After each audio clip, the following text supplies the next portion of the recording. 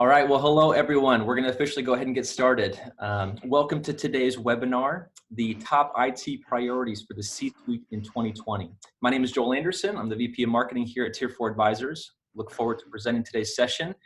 And I'm pleased to introduce your host, Jake Sherrill, who is the founder and chairman of Tier4 Advisors, along with our executive panel, Kyle Verzello, who is the CEO of Lume Technologies, Chris Torbit, who is the CFO and managing partner at Wheelhouse Solutions, Thomas Burns, CTO at Greenhouse Data, and Betsy Robinson, who is the founder and CEO of our sister company, Tier4 Group.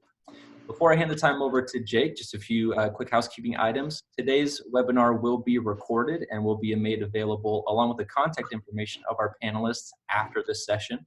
And then also, if you have any questions for our panelists, please use the Q&A feature down at the bottom of your screen. You can type in a question and our panelists will do our best to answer that with the time allotted. And if not, we'll follow up with you afterwards. But without further ado, Jake, I will turn the time over to you and our panel. Thank you, Joel, and thank you to all of the panelists as well as those who are attending today. This is our 6th webinar in as many weeks during the coronavirus pandemic, and we are truly grateful for the partners that we have worldwide who are willing and able to jump on these webinars to give back and help some of our clients and some of our other partners think outside the box. So to go ahead and kick things off, I'd like to go ahead and introduce the panelists, and then we'll go ahead and start with the Q&A. But Kyle Verzello, CEO of Lume. Kyle, can you tell us a little bit about yourself and your company? Sure. Thanks, Jake, for having us on today. So my wife and I live in Alpine, Utah. That's just south of Salt Lake, if you're familiar with it, with our 4 children, young kids, from 11 to 3. So it's been a hectic couple weeks for us. My wife is a saint and should get a teaching degree after this. But originally from Georgia, I got a degree in engineering at Georgia Tech, and I've worked in the IT services, data center, and cloud industry for my entire career. So now I'm at Lume, a co-founder there, and we focus on helping companies define what cloud means for them. More and more that's a hybrid conversation and bringing together technologies and optimizing those for cost, performance, and security or compliance. Happy to be on today. Thanks a lot, Kyle. Chris Torbit at Wheelhouse. Chris, tell us a little bit about yourself and your company, please.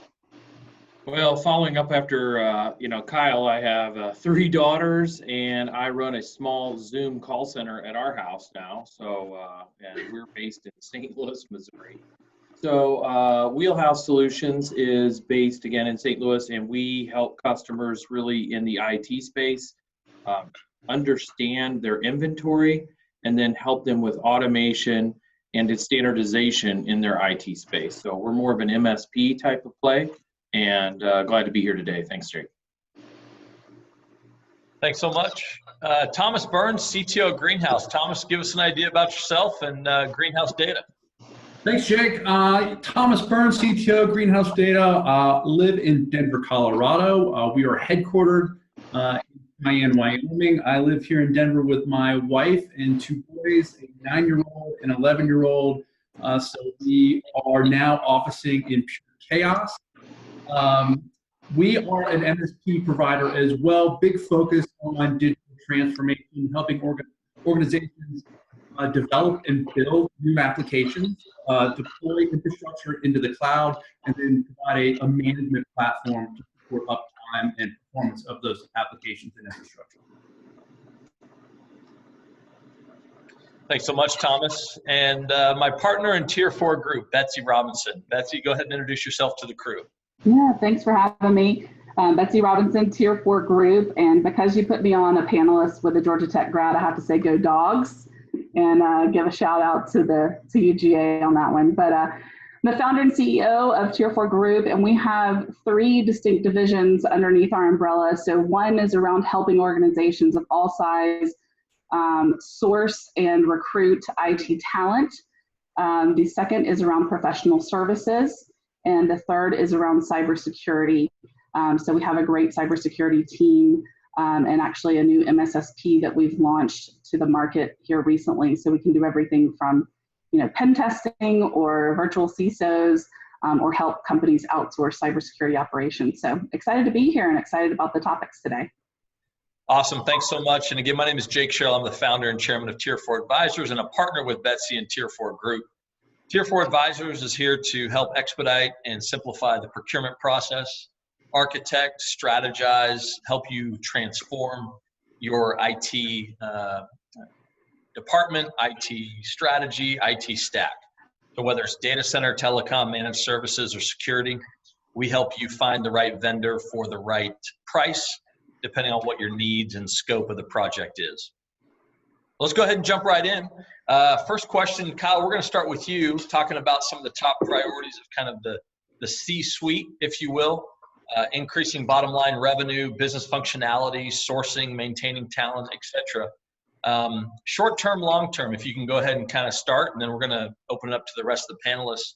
What are some of the top priorities you're seeing, maybe not only for yourself, but some of your clients that are in the C-suite? Sure. It's a good question. I mean, very relevant to what we're dealing with right now.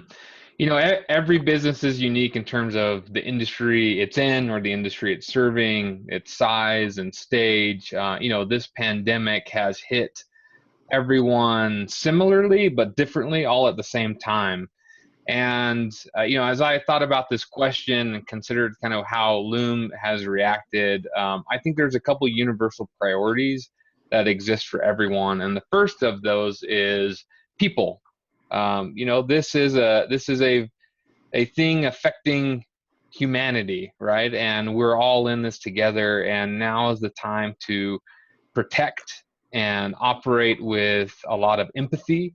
You know, today, the panelists, right, we're all in our homes or offices nearby, and everyone's situation is different and unique.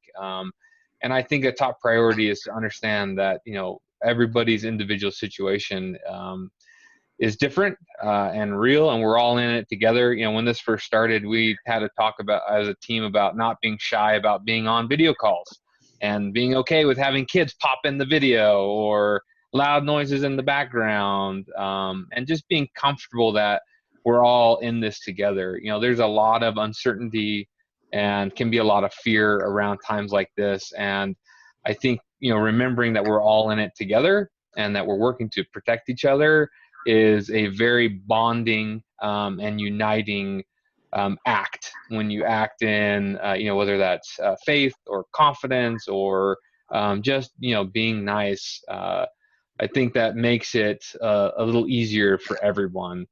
And the second part of that for me is, you know, treating everyone well, but also enabling our people, you know, speaking from the C-suite perspective, treating our people and enabling them to be as productive as they can be and involved as they can be.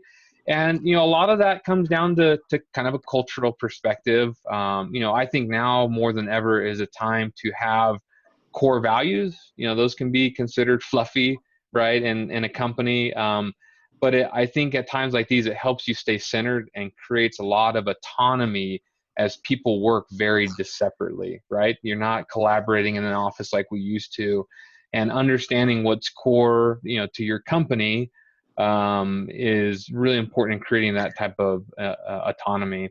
And coupled with that, you know, topics we're going to get into today is technology, enabling them with quality technology that allows them to be productive despite, you know, different circumstances, whether that ranges from phone systems to virtual desktops to, you know, remote accessing applications.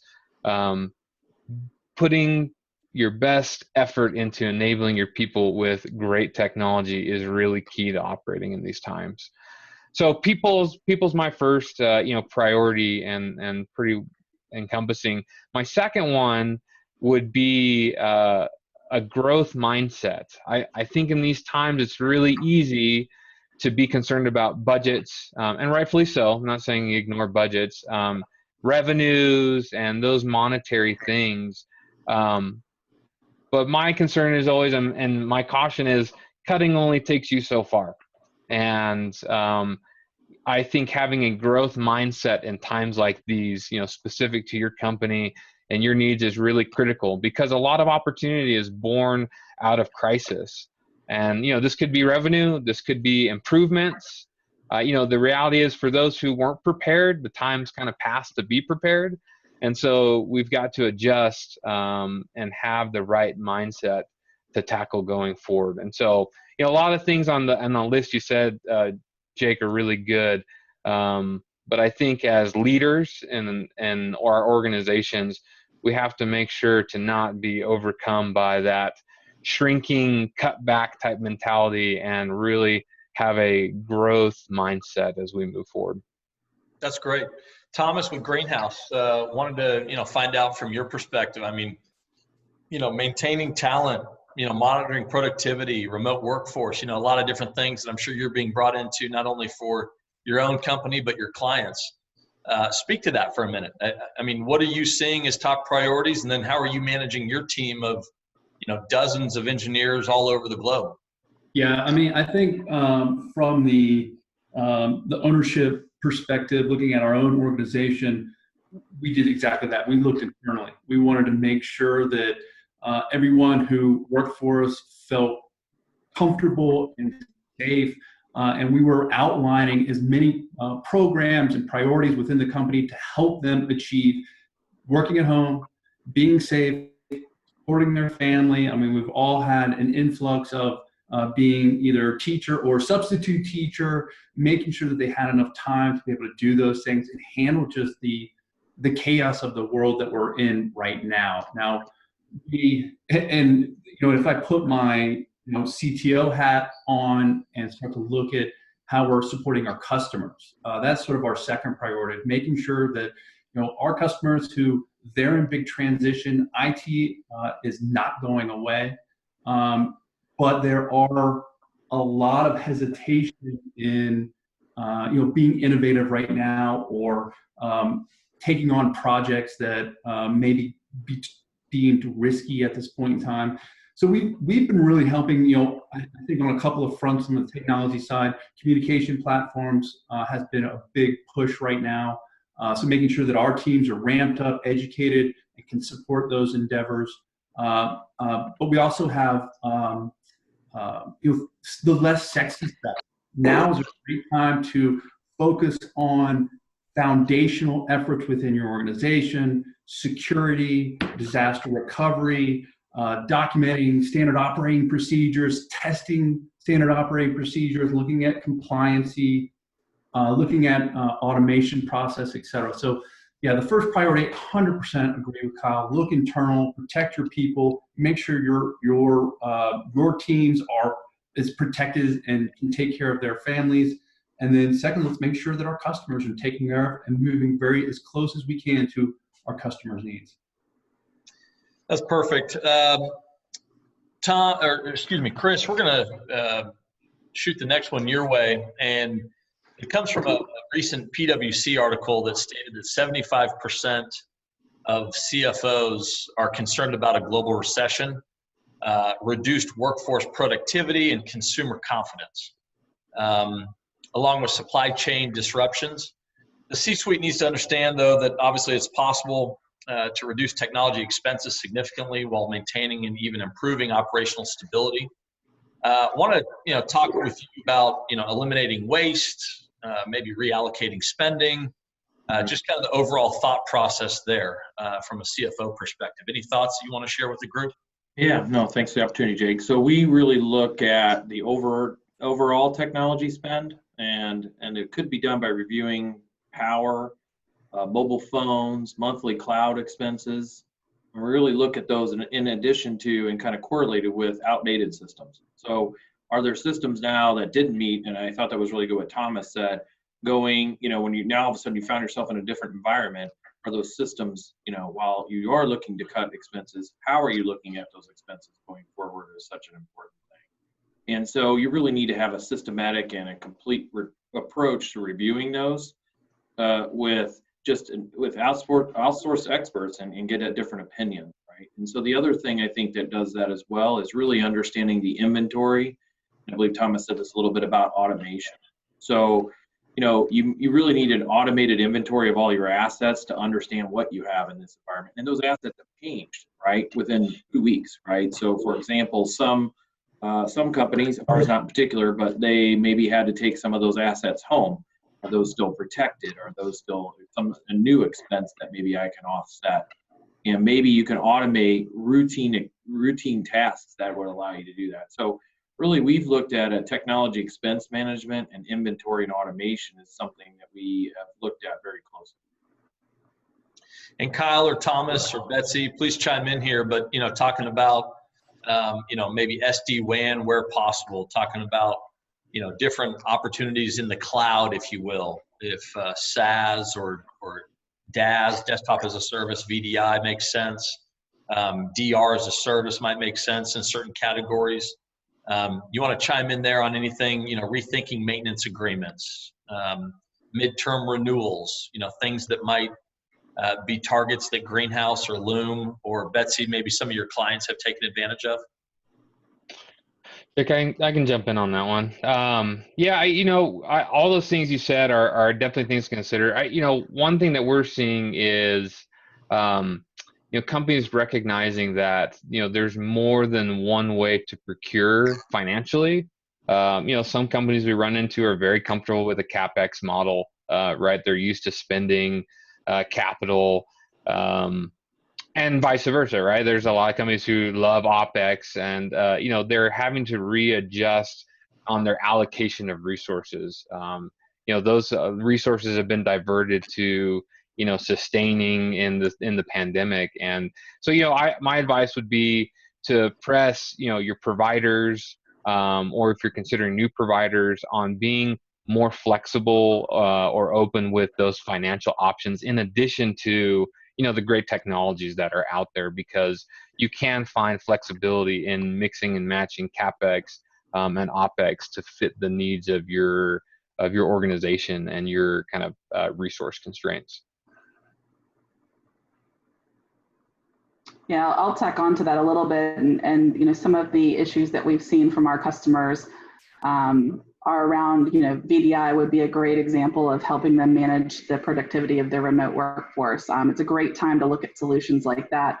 And Tier 4 Group and Tier 4 advisors and many of the panelists here can help those customers take a second look at doing that and moving to more of an as-a-service model where you could get a larger bang for your buck.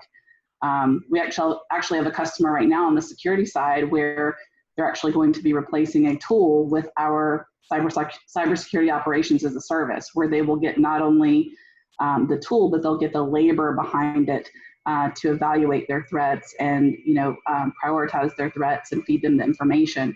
And we were able to come in at a price point that was comparable. So they're not only getting consulting and cyber services on top of a tool, they're getting all of that for the same price, actually a little less than what they were paying for just a tool, with all of their man hours, going into reading those reports and scans. So it's a win-win situation. Yeah, I also think I think the thing that needs to be addressed is, and I think Betsy did a good job of that, was saying, are you going back to your office? How quick are you going back? Is this working the way it is? What if you have a new hybrid environment, right? Like you were speaking about. And I think that's some of the challenges people are facing. They're facing to understand, not only are we just going to maybe go back, but we might not have everybody go back. And there's been some layoffs and furloughs and things like that. How does that affect? And then it kind of leads into the managed services that most of the people on the phone provide. So it's, and really what is managed services? It's look at what you're doing with your FTE price and what that means for you as you go forward. So it's a very interesting time, but you do have to think about a lot about things aren't going to be the same when they go back to the office. So, and is the flexibility of the product allow me to go and come and go, and it doesn't appear to be like something like that, I'm sure. So just an FYI. And Thomas, from a economics perspective, obviously managed services is being brought up by a CFO. You're having conversations. We have actually a number of CFOs that are actually on this webinar as we speak right now. Obviously, no one from an IT perspective or an employer perspective ever wants to be a hatchet person, so to speak. But, when push comes to shove, sometimes there's economic benefits by doing business with maybe someone like a Greenhouse Data as a service that might make better sense for a client. You want to speak to that for a second? We always, first of all, I'm, always hesitant to advise the CFO. I'm challenged balancing my own checkbook, so I'm amiss to do that. But we always approach an organization's IT services and look at sort of what is the proprietary value IT brings to the business. Separate that from what is the repeatable process that can be done over and over and over again.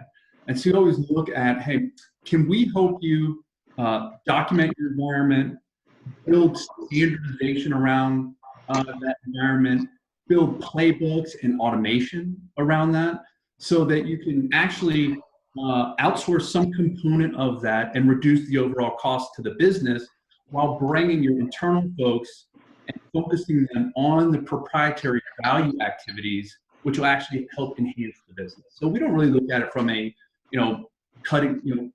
firing these people and hiring these people. It's more refocusing them on what's important to the business and the things that can be done by pretty much anybody who's highly organized and has the right tool set can do. And Kyle, I know Lume does a lot of these exercises as well, where it makes sense for clients to do different things in the managed services space. Do you want to speak to that as well, that maybe the strategy or the economics? Do you agree solely with what Thomas had to say?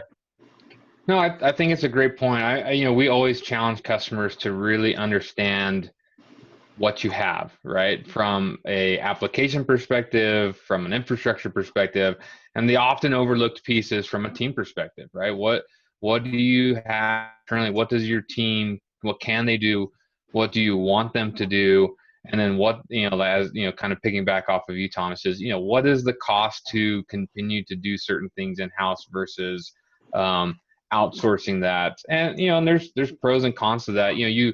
For any one of the providers on here, you get a team, right? Instead of a single person who gets sick or goes on vacation or, needs a break or whatever that is. And so there's definitely values, but the most important thing is to understand the role that your internal people play. And sometimes we get customers who, their guys want to do it all, and we just end up doing infrastructure or data center pieces, or their teams are much more application oriented and they need someone who can go in and manage all the way up through, the operating system and into the network. And so, there's a lot of, it's not an either or, it's more of a spectrum, right? Where do you fall in that spectrum of how much or how little you need? And you can optimize your spending around that and leverage complementary services to your internal resources. And Betsy, you've seen this firsthand, right? Going from legacy Robinson Key, the business you founded, to Tier 4 Group, what it is today. Full-time, part-time contract placement to maybe certain clients that are asking for, more managed services or professional services type stuff. Do you want to speak to that for a second and what you're seeing as well? Yeah, for sure. And that was kind of part of the brainchild, right, of founding Tier 4 Group, not to just be a talent resource for companies, but to be able to offer a variety of different solutions for what Jake and I coined kind of the dynamic workforce, right? So I think going back to what you guys are saying, Chris, Kyle, Thomas, about what is key and critical to the business to own, and what would be okay for them to let go and have someone else who can manage it better, faster, less cost, whatever the driver would be, and to be very strategic about allocating, both staff and resources to those needs. And then, of course, being in the talent space for 15 plus years now, there's also times where you can augment your teams, right? We can help you find staff, find consultants, whether they be part-time, full-time, for a period of time to come on and help you complete that project, but you don't need to take it on as another full-time resource. So bring the right resources on, do a dynamic, wonderful job of getting that application upgraded or out the door, and then move back on and quickly scale back down and optimize your costs for that, for whatever that it is. It could be infrastructure, it could be, an upgrade, or it could be an application build, but you don't have to maintain that staff and think of the traditional full-time employee. So moving on, talking about ensuring business functionality and operations, whether that's as an MSP or even a partner helping to integrate. Maybe Thomas, starting with you, in what ways has Greenhouse been able to, support, your customers' initiatives through this COVID-19 pandemic, and then kind of as a part B to the question, how have you seen initiatives change? I mean, are things changing overnight? Are things just being delayed? Are people doing a complete about face 180? What are you seeing? On the first side of that question, how we've been able to support customers on new initiatives is really trying to be as flexible and creative as possible. In some ways, COVID-19 has actually helped or accelerated the progression of digital transformation efforts. We have, in one case, around communication platforms, we have seen a lot of growth, a lot of people reaching out, trying to understand how to deploy Microsoft Teams. We actually worked with Microsoft to develop a program where we could provide Microsoft Teams licensing at no cost for 6 months. There's a lot of customers out there, a lot of organizations out there that had deployed communication platforms like Microsoft Teams before the COVID virus, but where they were probably, what we have found that they needed help on was really the adoption of those communication platforms. So they actually were creating community within their organization. So one of the things that we did is we started very quickly developing how do we help organizations adopt Microsoft Teams so that their organizations can build these virtual communities. They can build transparency in the communication that they're providing to their employees through those platforms, and can really build the culture in the times that we are in right now. So I think from that perspective, we adjusted very quickly to driving the things that we were all running into around communication platforms, being at home, and enabling business to continue. Sorry, what was the second part of that question? I forgot now. Well, just, when you talk about just like the support of the customers' initiatives, I mean, are things changing right away? Do you see clients that are, obviously delaying different projects for the obvious reasons, et cetera? Absolutely. I think and we're probably all have been very exposed to these internally and externally to our clients of just uncertainty. I mean, the word fluidity, it's a fluid situation, has been thrown around so much, but it describes it very well that, information is coming to us through the news, and whatever news channels you are listening to has different information, and it creates a lot of confusion and frustration, and sorting out and filtering a lot of that out has been difficult to do. So we have seen, we have customers that are in, the hospitality and travel, hotels, they are on lockdown. I mean, they are in full, we're not spending right now. We're just trying to hold it together, and we're hoping that we see the light at the end of the tunnel. But we've seen a lot of growth on the finance side, healthcare side, where they're taking this opportunity of we need to get moving now. We've been typically, IT conservative, and now we need to get a little more aggressive to drive forward. So we've seen both sides of it, for sure. Yeah, we had an introductory call a couple weeks ago with a CTO, and there were 4 projects that he thought at one point he would be doing each project over the next 4 years. And he told us on that introductory call, again, we don't sell anything, we're not trying to push an agenda or anything. He said, I need to do all 4 of these projects right away. And it went from quite literally, I'm going to do 1 of these a year for the next 4 years to I need to do 4 of these in parallel right now. Yeah. And quite literally, I think 2 or maybe 3 of them are for the survival of his company, of his fellow employees, of his, of the organization itself. Interesting conversations for sure that I think we're all having. Curious, Chris, your thoughts on, just kind of initiatives, what you're seeing with customers as well. Again, obviously you're talking with CFOs, maybe you're talking with CEOs. Right. How have people done an about face on projects or priorities, or have you had a client that also said, I'm going to do 4 projects in parallel right now because I have to? Yeah, and I just want to pile on what Thomas, everybody said. Really, it's each company is really on a different journey. And as that journey is being done, the answer is it kind of depends. I hate that answer, but it's true. And that's really opened this up. For us, we've seen a lot of what I like to call modernization and automation work that has sped up. So things that really help them automate the experience for their clients, their prospects, and their internal has absolutely turned up.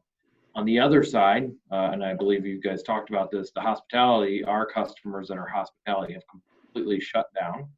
All spending has stopped. So that is very common. But on the flip side, manufacturing, some services business, and healthcare has absolutely done. And it made me think of this. We had a client recently that said, I needed to do that by the end of the year, and I need it done in 4 months. And so you do have some things that have moved up the chain. And you've had other things that have definitely been pushed down. But anything that involves it goes all the way back to what Kyle said. It involves their team members, that involves their opportunity to make the experience better. They're doing it. The other thing that you said that made it just real quick is really a lot of work we've been doing is operational update. What I mean by that is, okay, we really didn't have a great process for COVID-19. And you say, well, nobody did. But did you really have a disaster recovery plan? Did you really have something that you enacted? And I think it was best, again, I think it was Kyle that said this mission, and things that are on paper. Did you actually, and Betsy talked about this a little bit too, did you actually test it, and see if it works? And so now you've had to test it, and you might end up testing it again with the second round of this. So there's really a way to look at that. But we do see the initiatives really changing per company and where they're at in the journey from automations, in inventory, and then security. So Jay, can I jump in on that real quick, just to add to Chris? I think we're seeing a few phases of this. Like the first phase was like shock and scramble, right? Like everybody, it hit, and it hit different parts of the country. We had customers in New York and Washington and LA. Their situation was different than some of the Midwest companies and things like that. And so, but everybody kind of went through that scramble phase, and some were prepared, and some were able to make changes, and they're kind of, like Chris said, they're kind of evaluating, hey, maybe that wasn't as tested as well as we thought it was. And then there were those who just a full out unprepared, scramble. We talked to a company last week. They literally had their one poor IT guy driving 300 desktops to the employees' houses, right? And everybody went through that scramble, and you had to get somewhat stable in a short period of time. Now this next phase is kind of like, all right, how long does this last, right? Is what we've got okay? Is it okay for a couple months? Are we going to have to be like this till the end of the year? Do we need to start to roll out something different? Are we going to be opening our office back? So like, as we enter this next phase, like what we did to scramble, is it good enough for the next 3-6 months? What happens if we go back somewhat normal and, the virus outbreak comes back for kind of a round 2, as some are predicting? Do we need something in place for there? And so we find our customers in that period of like, okay, we're up and stable, but is this sustainable for, what length of period would this be sustainable for? And do we need to start ranking, criticality of, who do we need to get in a different situation if this goes on for, whatever period of time that they're planning for? Yeah, that's great. And I appreciate that feedback. We talk about business continuity and disaster recovery.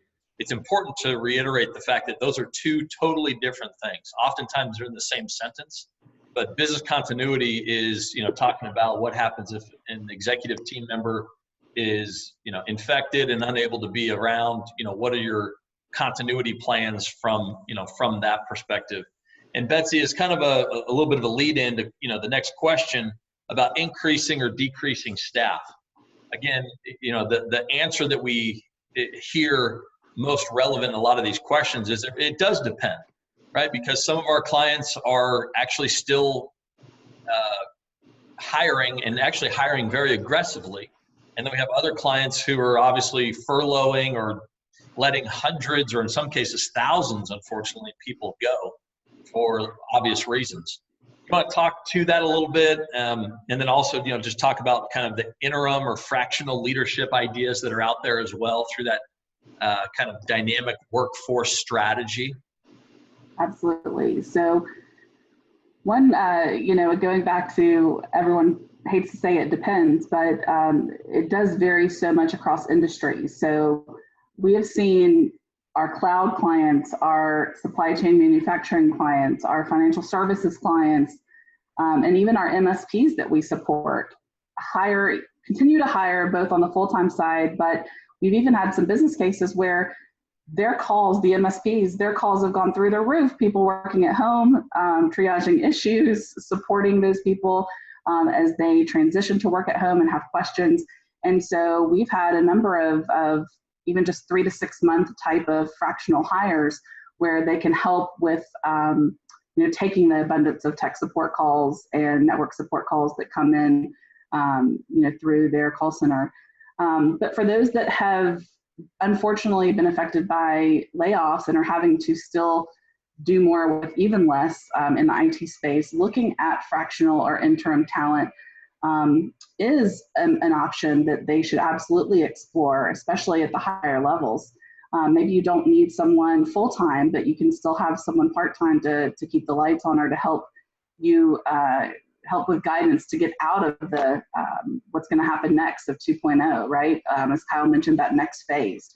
So it just depends on what's happening with that organization, and we can certainly help people. But for those that are hiring, I wrote an article last week that I published on LinkedIn, but for March, a lot of the IT cities like Raleigh and Houston, a lot of these up and coming cities, there were 30% more job postings in those months than there were in February. So there are people that are still hiring. And for the rock stars and the A players that have been affected, they are still receiving multiple offers. You still need to move very quickly. And you could pick up a rock star right now for your team that probably wouldn't have looked at a new opportunity a few months ago.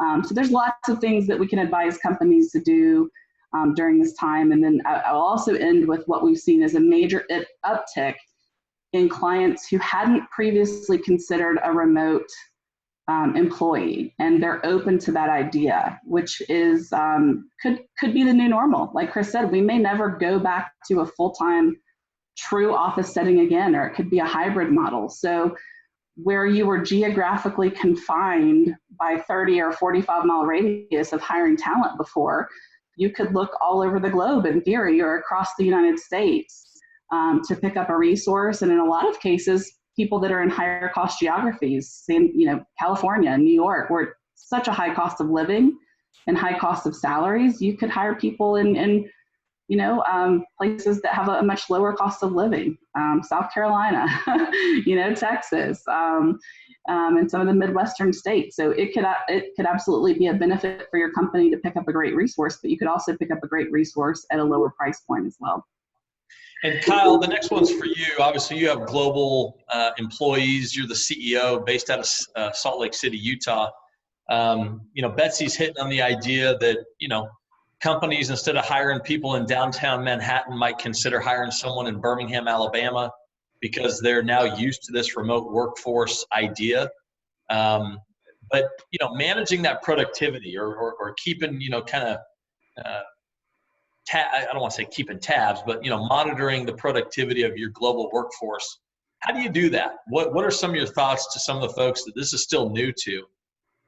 From your perspective, obviously you guys have been doing this now for years.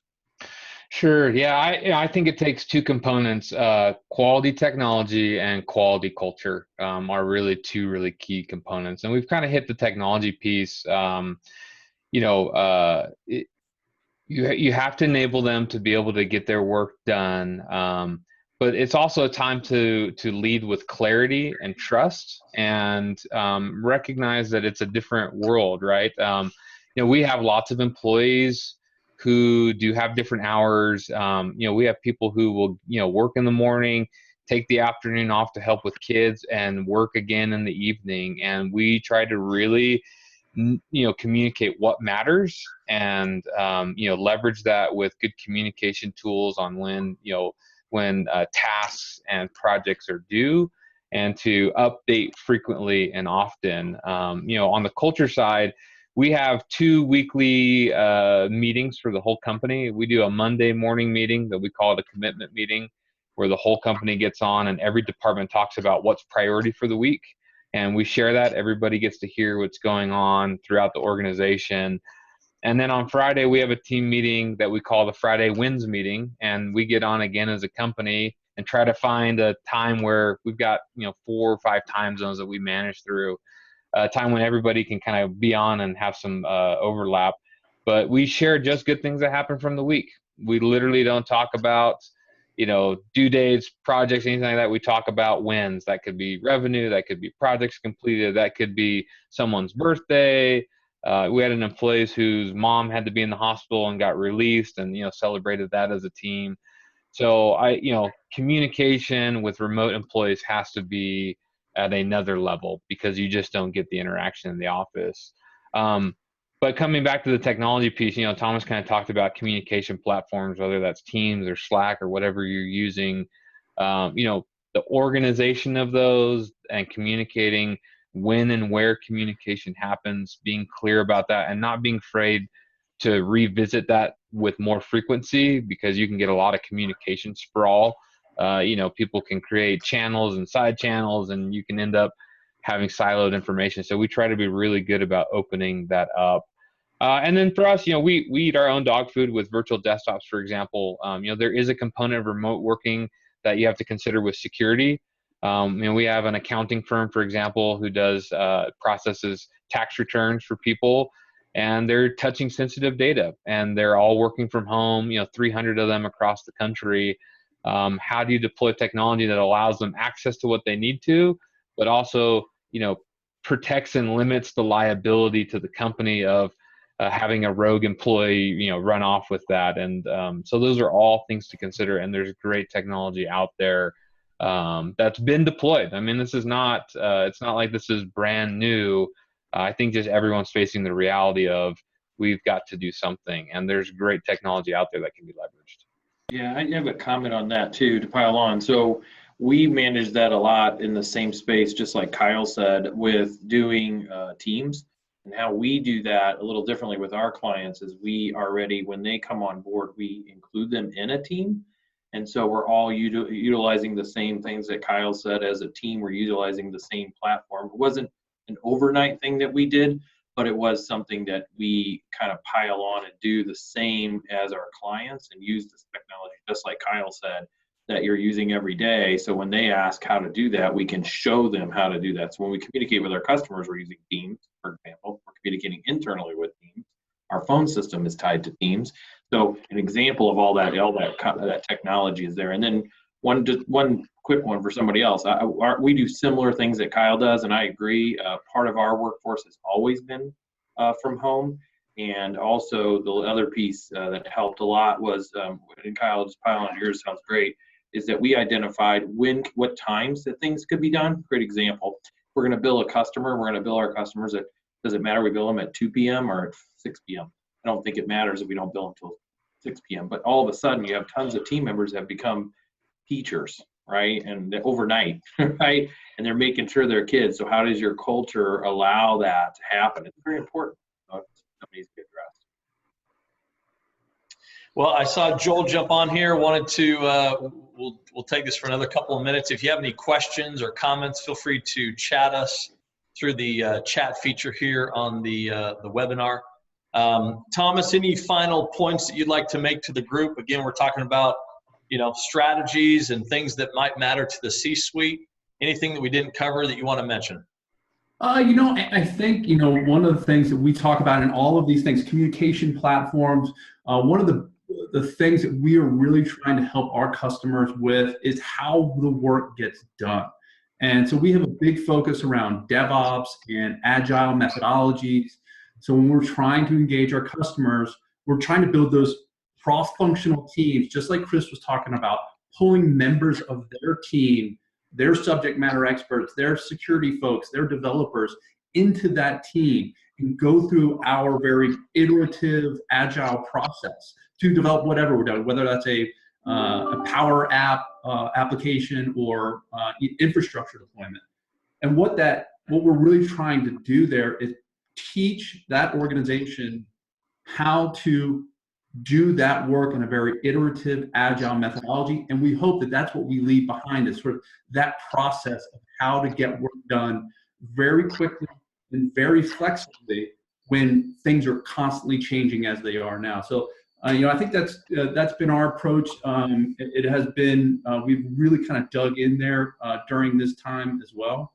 And all of these tools are really coming into play. Yeah, excellent.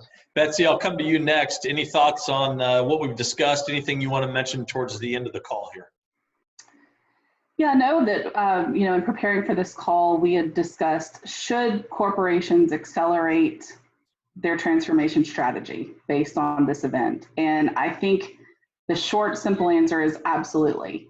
We keep using the words internally here at Tier 4, big rethink, right? And as Kyle mentioned, there's all kinds of opportunities that come out of crisis. So companies need to look at, what they sell, who they serve, how they operate, where their industry is headed, and say, could I be doing this in a new and different way, or a better and faster way that's going to allow me to stay competitive or lead the market in a digital world? And I think technology answers the how to many of those questions, how those companies are going to get there. So whether you have a company of 5, 10, 2,000, 20,000, companies should absolutely take a pause and look at the opportunities that can come out of this situation for digital transformation. Yeah, that's a great point. And then Chris, I'll come to you next, just kind of closing arguments, thoughts on what we've discussed, or maybe a point that we haven't been able to get to yet. I want to be honest, I think we've hit a lot of it. Really, my biggest thing that we see is what Betsy said, is just the opportunity to rethink things. I think that was a very good summarization Betsy did regarding what we're seeing clients and in our own companies. I think everybody that's on here as a provider has done that, had that minute or two of go, maybe I was focused on something wrong. And I think times of disaster and things like that, both professionally and personally, you do take a pause. And the good companies that are going to come out of this have taken a pause, again, accelerated things. And I will say one other thought, and I'll pass it on, is you're absolutely right. We've had some customers who have completely shut down, and we have other customers who are like, this is a moment in time, we're going to move forward, and we're going to invest in our company. So there's no silver bullet in this answer, but I agree with a lot with what Betsy said. Yeah, absolutely. And Kyle, any last points for the group? Talking about anything that you want to add? Sure, I'll come back to actually my first point, and just to say to everybody on the call, you're not in it alone, right? I think at these times you're kind of restricting and protecting, and you can accidentally get a very myopic perspective of just looking at your problem. And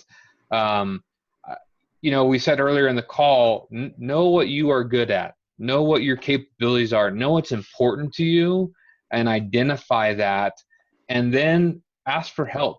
There's providers on the phone call. Tier 4 does a great job of this with customers, of helping kind of expand your horizons and perspective of what's available to you. Again, we had a call with a customer last week who just said, man, I never thought about it that way. And that simple statement can be really powerful in times like these, to be creative, to be flexible, and to solve problems in a way that, as you're concerned about looking internally, that you wouldn't think of.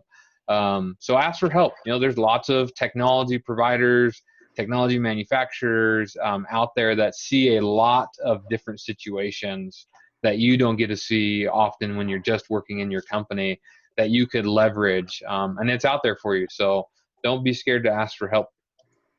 I'm glad you brought that up. I was on a call with one of our regional presidents this morning, and the IT director said something along the same lines. I hadn't thought about it that way before.